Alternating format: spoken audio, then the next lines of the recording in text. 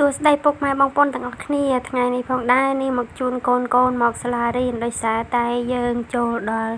រដូវកូនសិស្សចូលរៀនវិញហើយនេះកូនស្រីបងរបស់ខ្ញុំនេះ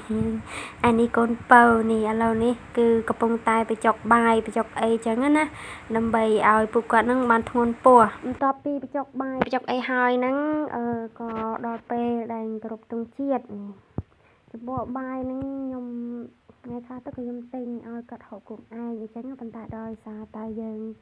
ចូលរៀនដំបងចេះអញ្ចឹងខ្ញុំក៏បញ្ចុកមួយថ្ងៃពីរថ្ងៃទៅនឹងឲ្យលះបានត្រង់ជូរហើយក៏គៀកម៉ោងផងដែរនេះកូនខ្ញុំ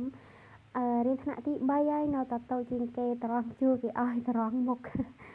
នឹងកូនបងចំណែកកូនពៅវិញថ្នាក់ទី1នេះហើយអ៊ំហ្នឹងក៏កាត់ជួយរៀបជូរនេះឲ្យកូនសិស្សត្រង់ឲ្យបានត្រឹមត្រូវព្រោះអីអ្នកគ្រូគាត់អត់ទាន់មកដល់អញ្ចឹងណាកូនខ្ញុំហ្នឹងត្រង់ជូរងាកមកមើលតែមុខម្ដាយទេនោះមិនដឹងថាភ័យខ្លាចម្ដាយរត់តាណាទេថ្នាក់ទី1ហើយខ្ញុំចាំកូនខ្ញុំតាំងពីថ្នាក់មត្តេយ្យតូចខ្ញុំចាំតែ2-3ថ្ងៃទេមើលសភាពការគេលោកកូនយំកូនអីចឹងណាប៉ុន្តែកូនខ្ញុំស្រួលណាស់ទាំងពីរអត់មានណាគេយំទេគឺដល់ម៉ោងចូលរៀនគឺចូលរៀនដល់ម៉ោងញ៉ាំគឺញ៉ាំដល់ម៉ោងចេញគឺចេញអត់មានពិបាកទេនេះបន្ទាប់ពីខ្ញុំជូនកូនទៅដាក់សាលាហើយមកវិញខ្ញុំក៏បាននេះធ្វើម្ហូបនេះ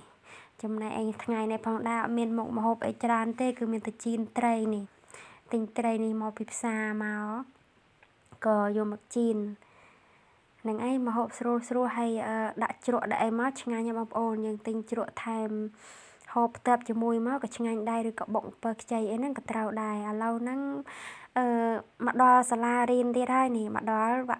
ជប់កូនឡើងក្តារខៀនក៏លួចថតកូនចង់ដឹងថាកូនធ្វើបានអត់ឥឡូវគេធ្វើឡើងរួចហើយនេះ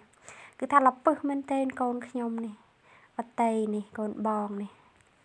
លពឹសមែនតើធ្វើរួចហើយកនំសៀមនេះមុខគ្រូនេះឯងម្យ៉ាងដែរបងប្អូននេះ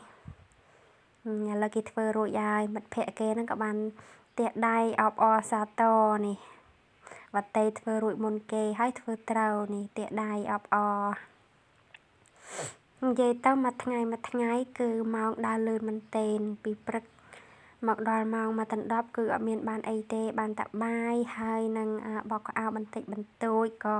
ទៅយកកូននេះ